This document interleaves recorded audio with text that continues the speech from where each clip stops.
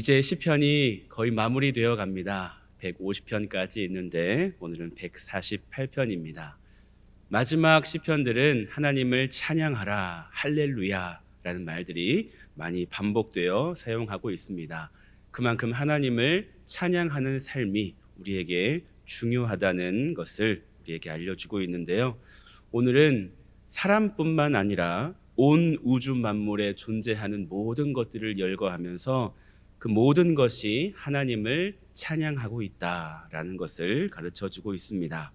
오늘 말씀을 통해 저와 여러분이 또 온 세상 만물이 왜 하나님을 찬양하는 삶을 살아야 하는지를 함께 나눠보고자 합니다. 첫 번째로 우리가 하나님을 찬양할 때 그것은 곧 하나님이 우주 만물을 만드신 창조주임을 고백하는 일이 됩니다. 하나님은 모든 피조물들이 창조주 하나님을 찬양하기를 원하십니다. 오늘 말씀에 하나님을 찬양하라 라는 명령을 사람에게만 하는 것이 아니죠. 말씀을 잘 보시면 하늘에 있는 영적인 존재들을 향해서도 선포합니다. 천군 천사들을 향해, 그리고 하늘에 있는 해와 달과 별들, 그리고 땅에 사는 모든 자연 만물들, 짐승들, 그리고 거기에 사는 사람들까지 다 포함되어 있습니다. 하나님을 찬양하라 라고 하는 명령과 사명은 사람을 비롯한 온 우주 만물에 존재하는 모든 것들이 가진 사명입니다. 왜냐하면 이 세상에 존재하는 모든 것을 하나님이 창조하셨기 때문이죠. 5절에 보면 그것들이 여호와의 이름을 찬양함은 그가 명령하심으로 지음을 받았음이로다. 언뜻 생각하기에 해와 달과 별, 산 이런 것들은 생명이 없는 무생물이기 때문에 하나님을 찬양할 수 없다고 생각할 수 있지만 오늘 말씀에 그것들도 하나님을 찬양하는 존재들이다라고 말씀하시는 것입니다. 그러면 해와 달과 별들, 산들도 살아서 하나님을 찬양한다면 죽은 존재는 반대로 무엇일까요? 하나님을 찬양하라고 지음을 받았는데 그 명령에 따르지 않는 것, 그것들은 죽은 것이라고 하시는 것입니다. 피조물이 하나님을, 창조주 하나님을 기억하면서 찬양하는 것은 당연한 일입니다. 우주를 만드신 하나님을 기억할 때 그 하나님께 경의를 표하며 찬양하게 되는 거죠. 다윗은 시편 139편 14절에 이렇게 하나님을 노래합니다. 내가 주께 감사하옴은 나를 지으심이 심히 기묘하심이라. 주께서 하시는 일이 기이함을 내 영혼이 잘 아나이다 라고 고백합니다. 다윗은 자기 자신을 살펴보니까 너무 기가 막히게 만드신 거예요. 나를 지으심이 신묘막측하다는 것이죠. 어떻게 이렇게 지으셨는지 감탄이 절로 나오는 것입니다. 그래서 자신을 지으신 하나님께 감사하는 것이죠. 과학자들 중에는 기독교인들이 많이 있습니다.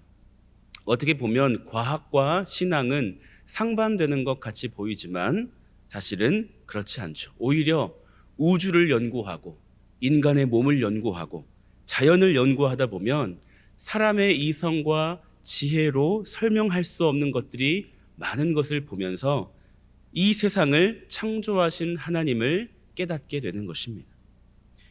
피조물로서 창조주 하나님을 기억하면서 그 만드신 것에 감탄하며 경의를 표하며 여러분은 살아가고 계십니까? 요즘에 하늘이 너무 예쁘죠? 저는 아침에 출근할 때 파란 하늘을 보면 하나님께 감사하면서 시작합니다. 와, 하나님 어떻게 하늘을 이렇게 예쁘게 지으셨을까요? 또 꽃을 보면서 와, 하나님 계절마다 이렇게 아름다운 꽃을 지으신 하나님을 찬양합니다. 이렇게 고백하게 됩니다. 목요일에 여기 시찰대항 체육대회를 서울 창동으로 다녀왔는데요. 거기 가는 길에 중랑천에 장미가 엄청 예쁘게 피어 있더라고요.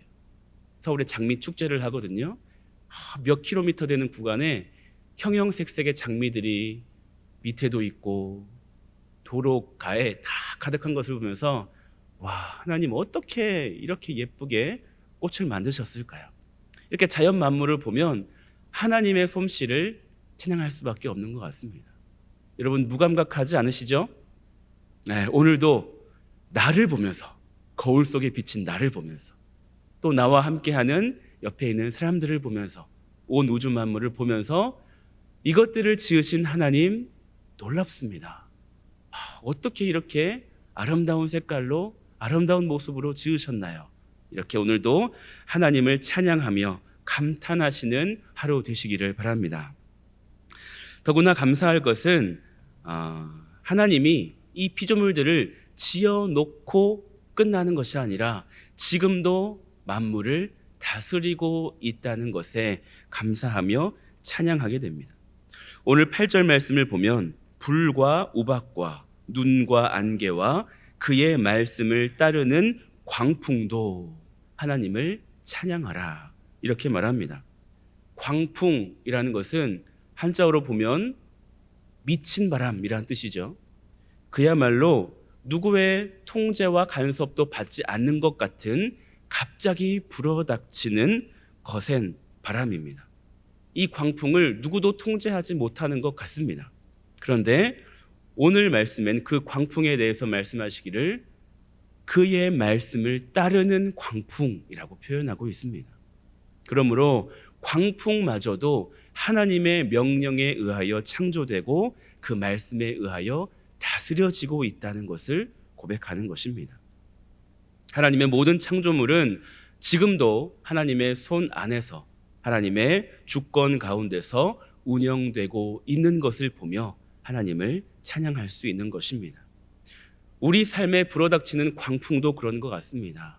여러분 예상하지 못한 순간에 예상하지 못하는 곳에서 터져나오는 그런 일들, 광풍처럼 몰아닥치는 그런 일들을 보면 하나님을 찬양하기가 힘들 때가 있습니다. 하지만 그때도 우리가 찬양할 수 있는 것은 그것마저도 하나님의 손 안에 있다라고 믿는 것입니다. 하나님의 섭리 안에서 일어납니다. 하나님이 간섭하지 않고 우연히 일어나고 하나님과 관계없이 일어나는 일은 없습니다. 하나님은 모든 것을 다스리시고 통제하고 계심을 믿고 이 모든 것이 지금은 나에게 어려움으로 다가오지만 이 모든 것들을 다스리셔서 선으로 인도해 가실 하나님을 믿는 것입니다. 그 하나님을 바라볼 때에 우리가 하나님을 찬양할 수 있는 것입니다. 오늘도 하나님의 전능하심과 선하심을 찬양하는 보배로운 교우들 되시기를 축복합니다. 두 번째는 우리가 하나님을 찬양할 때 우리가 하나님의 말씀대로 살겠다라고 하는 믿음의 고백이 담겨 있는 것입니다.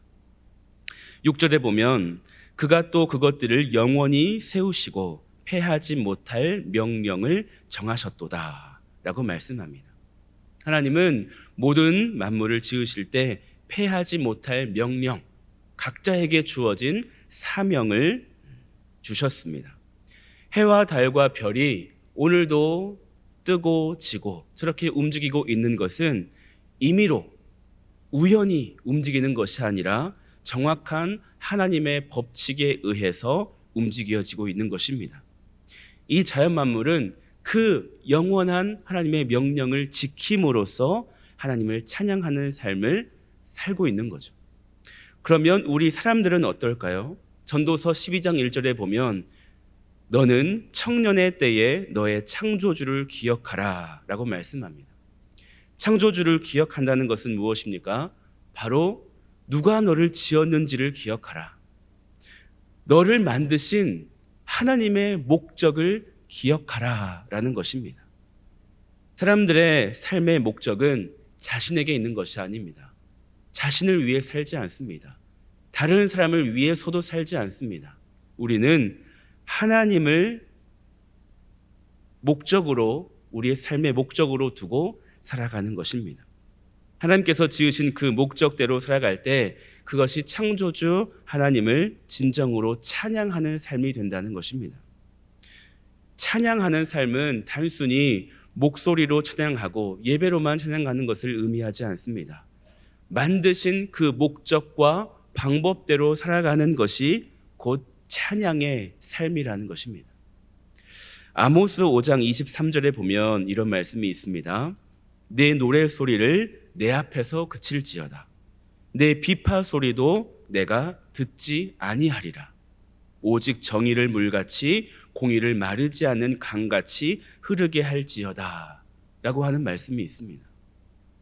하나님은 하나님을 찬양하라 라고 말씀하시고는 아모스서에는 노래와 악기로 찬양하는 이스라엘 백성들의 찬양을 받지 않으시겠다고 말씀하세요. 왜죠? 그들이 입술로는 하나님을 찬양하고 경배한다고 말하지만 그들의 삶에는 불의와 하나님을 떠난 불순종으로 가득했기 때문입니다. 그래서 하나님은 정의와 공의를 행해라. 나의 법을 떠나지 말고 나의 말을 따라 순종하라. 그것이 더 중요한 찬양의 삶이라고 말씀해주고 있는 것입니다. 여러분은 입술로만 하나님을 찬양하지 않으시죠?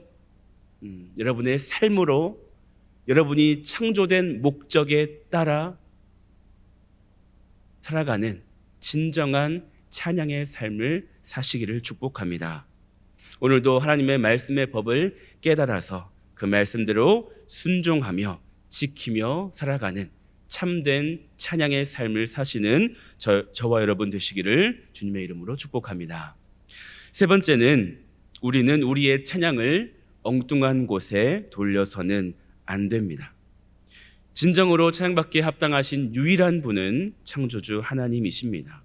그래서 시인은 여호와 하나님을 찬양하는 존재가 사람뿐 아니라 해와 달, 산, 바다, 식물들, 모든 동물들 그들이 모두 하나님을 찬양하라 라고 말하고 있습니다. 그런데 사람들은 어리석어서 창조주 하나님을 찬양하는 것이 아니라 때로는 하나님이 만들어 놓으신 작품, 하나님이 지으신 피조물들을 보면서 그것에 심취해서 그것을 숭배하는 일들이 많다는 것입니다. 이 시편이 지어질 당시에도 그랬습니다. 찬양하지 말아야 할 존재들에게 찬양하며 숭배했습니다. 애굽 사람들은 태양을 자신의 신이라 말했습니다. 그래서 태양신을 섬겼죠. 그리고 모든 동물의 형상을 만들어 놓고 그 앞에 힘을 달라고 복을 달라고 동물 앞에, 동물의 신상 앞에 엎드려 경배하는 사람들이 많았습니다. 그리고 절대적인 권력을 행하는 사람을 숭배했습니다. 황제를 숭배했고 왕을 숭배하고, 그리고 이스라엘 백성들의 최악의 범죄 중 하나가 뭐였죠? 광야에서 금송아지를 섬긴 것입니다. 하나님은 자신의 형상을 만들지 말라, 그리고 세상에 그 어떤 것의 형상도 만들지 말며 절하지 말라 라고 했는데 금송아지를 만들어 놓고 이것이 너희를 애굽에서 인도하여 낸 신이다 라고 하면서 그 앞에 절하고 춤추고 있는 그 모습을 하나님은 경멸하셨습니다. 창조주 하나님께만 올려져야 할 찬양이 다른 것들을 향해 있을 때 하나님은 분노하시는 것입니다. 오늘날에도 하나님께 드릴 찬양을 가로채는 존재들이 있습니다. 사람이, 인간이 찬양의 대상이 되기도 합니다. 물질이 찬양의 대상이 되기도 하고요. 그리고 나 스스로가 찬양받고자 하는, 그것을 원하는 마음도 우리 안에 있습니다. 사도행전 14장에 보면 바울이 루스드라라고 하는 도시에 가서 복음을 전하고 있었습니다. 그런데 그 복음 듣는 사람들 중에 나면서부터 걷지 못하던 사람이 있었습니다. 복음을 열심히 듣고 있었습니다. 바울이 그 사람을 보니까 그 안에 구원받을 만한 믿음이 있음을 보았습니다. 그래서 그를 향해서 이렇게 얘기합니다. 네 발로 바로 일어서라 라고 말하자 평생 한 번도 걸어본 적 없던 사람이 일어나서 걷는 것입니다. 그 기적을 본 사람들이 소리 지르죠. 신들이 사람의 형상으로 우리 가운데 내려오셨다. 라고 소리치면서 바울과 바나바를 신으로 모시고 그들에게 제사 드리려고 합니다. 그때 바울과 바나바가 옷을 찢으면서 이렇게 얘기합니다. 여러분이여 어찌하여 이러한 일을 하느냐? 우리도 여러분과 같은 성정을 가진 사람이라. 여러분에게 복음을 전하는 것은 이런 헛된 일을 버리고 천지와 바다와 그 가운데 만물을 지으시고 살아계신 하나님께로 돌아오게 함이라 라고 소리 지릅니다. 바울은 기적을 행했을 때 자신을 향해서 박수치면서 대단합니다 라고 그들을 찬양하려는 사람들을 향해서 나를 향해서 하지 마라. 나는 이런 헛된 찬양이 바르게 창조주 하나님을 향해지기를 원하면서 너희에게 복음을 전하는 것이다. 나를 찬양하지 말고 나를 경배하려고 하지 말고 너를 지으신 온 세상 만물을 지으신 창조주 하나님께 경배하라 라고 말하는 것입니다. 바울은 자기 자신이 하나님의 영광을 가로챌까 봐 그것을 두려워하고 경계했습니다. 그런데 우리 보통 사람들은 무언가 잘했을 때 사람들에게 박수 받기를 좋아합니다. 오히려 무언가 잘 해냈는데 아무도 나에게 박수 쳐주고 인정해주지 않으면 오히려 그것으로 속상해하면서 에이 다시는 안 해 이렇게 실망할 때가 많은 거죠. 그러나 여러분 기억하십시오. 오늘 바울과 바나바처럼 누군가가 나에게 박수 쳐주고 찬양해 줄 때 아니요 저에게 박수 쳐주지 마시고 저를 지으시고 저를 사용하시는 하나님께 그 박수와 영광을 돌려보내시기를 바랍니다. 오히려 이렇게 말해줄 수 있는 저와 여러분이 될 수 있기를 바랍니다. 찬양받기에 합당하신 분은 오직 한 분 하나님이십니다. 그러므로 자연 만물을 향해서도 말고 사람을 향해서도 말고 오직 천지 만물을 지으신 하나님을 향해 우리의 모든 영광과 찬양을 올려드릴 수 있기를 소망합니다. 말씀을 정리합니다. 오늘 말씀은 이 세상에 존재하는 모든 것들이 공통적으로 관심을 가져야 할 찬양의 대상 하나님이시라는 것을 분명히 말하고 있습니다. 입술의 노래로 여호와를 찬양해야 하고 또한 입술뿐만이 아니라 우리의 모든 삶의 순종으로 하나님을 찬양해야 하는 것을 말씀해 주었습니다. 우리에게 부여하신 목적입니다. 하나님은 우리의 찬양을 받으시려고 우리를 지으셨습니다. 그러므로 우리의 찬양이 다른 곳으로 향하지 않도록 혹 나를 향하지 않도록 온전히 하나님만을 향해 찬양하고 그분의 말씀과 법에 따라 순종하는 우리 보배로운 교우들 되시기를 축복합니다. 또한 무엇보다 가장 고귀한 찬양은 언제 드려지는 찬양일까 생각해 보면 고난 중에 드려지는 찬양이 참 위대한 찬양인 것 같습니다. 즐거울 때, 기쁠 때 하나님을 노래하는 것은 그리 어렵지 않습니다. 하지만 나의 삶에 슬픈 일이 있고 감당하기 힘든 일이 있을 때 하나님을 노래하는 것은 쉽지 않습니다. 하지만 그 어려운 순간들을 지나면서도 하나님의 창조주 되심과 그 선하신 인도하심을 믿고 하나님을 찬양할 수 있다면 그것은 주님께 드려지는 최고의 찬양이 될 것입니다. 오늘 혹 여러분의 삶에 어려움이 있고 찬양하라고요? 제 삶이 너무 힘든데요? 라고 말씀하시는 분이 있다면 이 모든 어려움과 고난, 슬픔마저도 영광으로 바꾸시고 기쁨으로 바꾸어 나가실 하나님을 기대하시면서 그 믿음을 고백하시면서 최고의 찬양을 드릴 순간이구나 라고 여기시면서 오늘도 우리의 입술로 삶으로 하나님을 찬양하는 우리 보배로운 교우들 다 되실 수 있기를 축복합니다. 오늘 새벽에 기도하실 때 하나님 나의 삶을 통해 최고의 찬양을 주님께 드리겠습니다. 결단하시고 하나님을 찬양하는 것이 진정한 나의 삶의 목적이 되기를 원합니다 라고 주님께 고백하는 이 새벽 될 수 있기를 바랍니다. 기도하겠습니다. 하나님 아버지, 감사합니다. 나를 창조하시고 또 온 우주 만물을 창조하시고 지금도 섭리하시고 다스리시는 하나님을 찬양합니다. 하나님, 우리가 하나님을 바로 보게 하여 주시옵소서. 나를 볼 때, 내 옆에 있는 사람을 볼 때, 온 우주 만물을 바라볼 때 이것을 놀랍게 지으신 하나님을 찬양하게 하여 주시고, 특별히 실록이 짙어지는 이 여름을 향해 가는 이 계절에 하나님을 찬양하기를 쉬지 않는 우리가 되기를 원합니다. 하나님, 그리고 이 찬양이 다른 곳을 향하지 않게 하여 주시옵소서.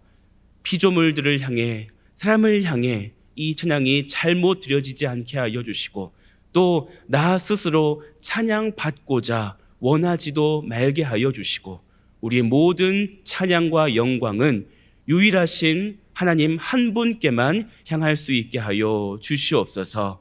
그리고 특별히 어려운 순간에도, 고난의 순간을 지나고 있을 때에도 하나님을 찬양하며 선하게 인도해 가실 주님을 믿고 최고의 찬양을 올려드리는 보배로운 교우들 되게 하여 주시옵소서.